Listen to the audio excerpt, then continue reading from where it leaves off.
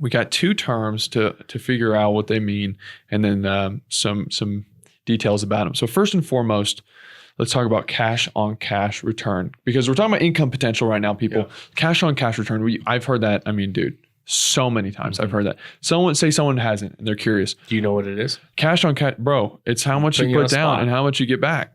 Right? I give you cash. How much am I getting back, baby? Cash on cash. What's your return on that? What's my return? Right? All right, so let's define it. Importance, misconceptions. This seems to always to be like the big one, huh?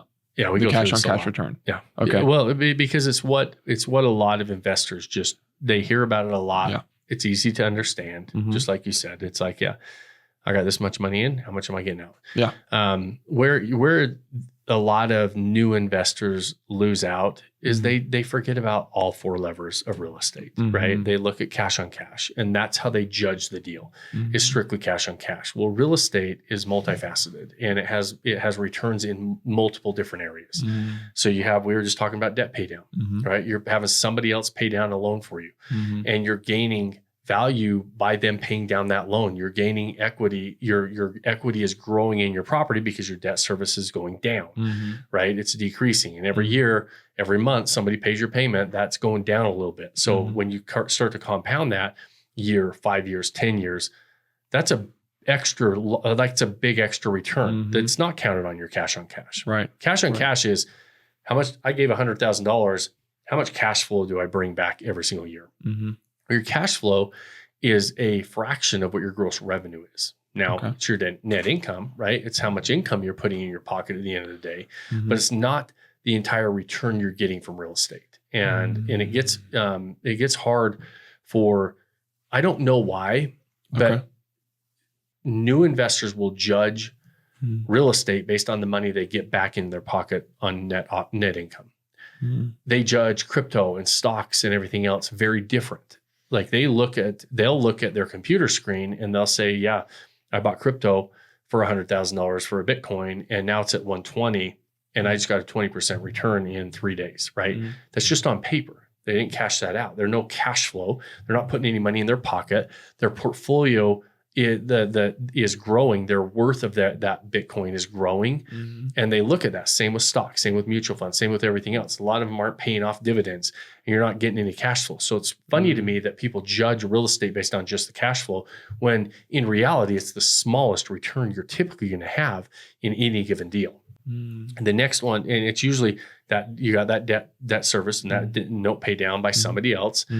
On a 7% mortgage over even the very first year, which is mostly interest and zero principal pay down, you're still going to pick up on if I have $100,000 down on a $500,000 property, that $400,000 note's usually going to get paid down. I'm gaining another $5,000 in equity, right? So I've got a nice little extra 5% return there. That is true, right? I'm growing that. I've got equity in that property. Somebody else is giving me.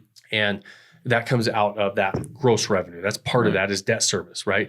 The next piece is appreciation. Real estate goes up in value over time, especially over long periods of time. It goes up and down in short periods of time, but over a long period of time, it's going up. And you're going to bank on, just like that Bitcoin went from $100,000 to 120, real estate's going to do something similar. And it's not going to be as volatile. It doesn't get traded as fast as like stocks and crypto and stuff like that. So it doesn't go up and down as fast.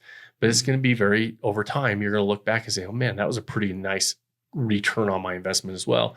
And then, so you've got, so far we're at cash on cash.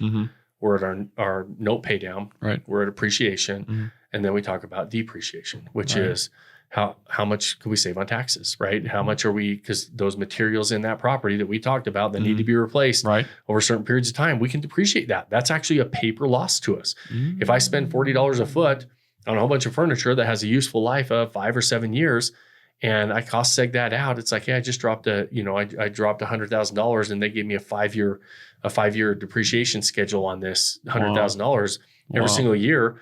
I get a $20,000 reduction or a write-off, basically the depreciation that I really didn't have a $20,000 loss, but I can use that against taxes. if I'm in a 30% tax bracket, I just saved another $6,000 on taxes. I didn't have to pay the IRS just by owning that real estate and depreciating it. And that's not even bonus depreciation that we talk about. Wow. That's just regular type of depreciation. It's one little example of it and a quick, like that I could do the math in my head.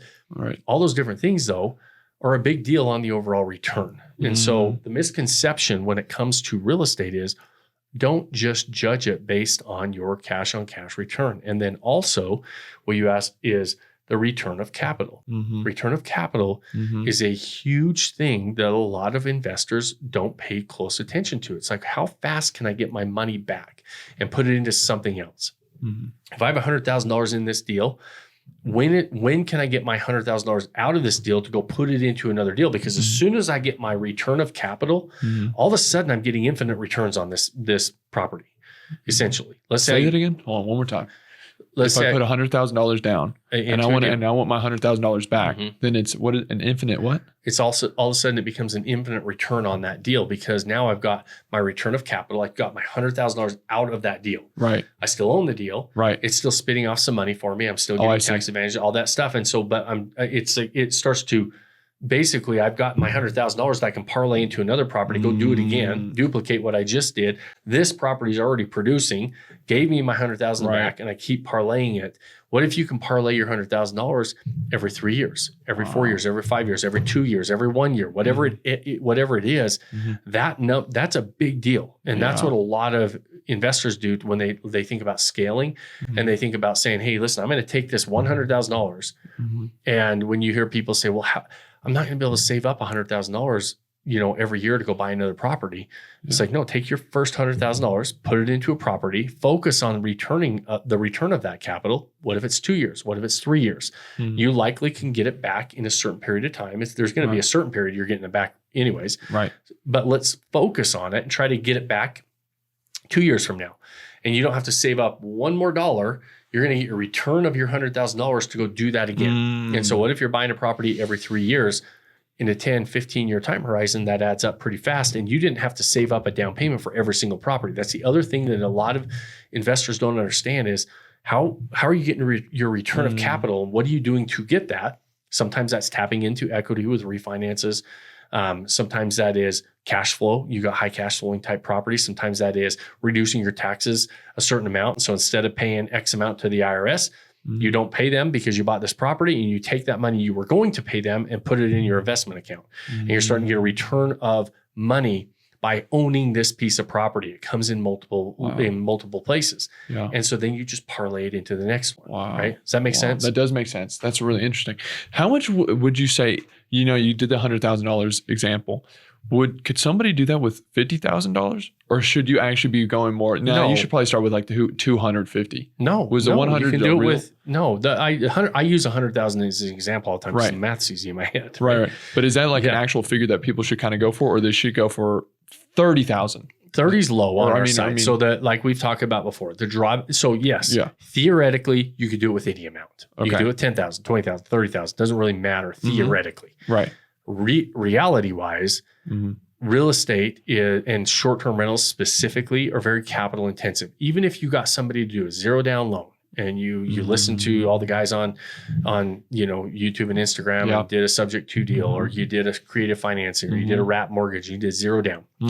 Short-term rentals, on the back end, we still have to create these immersive experiences. Right. And so we are still going to have that $40 a foot bill to be able to get these properties ready to go for us to maximize them as short-term rental assets. They're going to be furnished properties, artwork, accessories, all those things. So they are a little more capital intensive. Okay. So theoretically, yes, you can buy properties with zero money down, right? Happens all the time. We do it. We've done it many, many, many times over the years.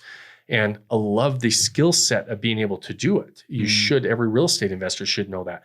You still have to get these properties set up. So you're still going to have some capital. Right. I would say on the low side, you're probably setting, if you've got 1,000 square foot property, you're still dumping 40 grand into it. Right. So, okay. That was a good example then. The $100,000, that's like a normal goal. Yeah. It's a pretty good starting point to do that, but it's not. A lot of people, they overthink that I'm never going to get this. I'm never going to be able to do my next property. Right. Yes, you will. Right. Why don't you look at where you're gaining a return on that $100,000? I mean, we did an example of this in a couple podcasts back where I broke down a $500,000 acquisition and showed that you know, realistically in a very conservative way, we were targeting about a 78% return on our investment.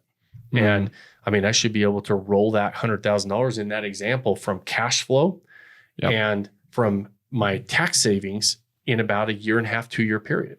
That was 261, Get Rich on Break-Even Properties. Yeah. I believe that was the one where we had like on the side-by-side. Yep. Episode 261, Get Rich on Break-Even Properties. We break it down. Okay, that was really interesting. Return of capital, 100,000. That's like a normal, that seems awesome. Yeah, a lot of people can do that.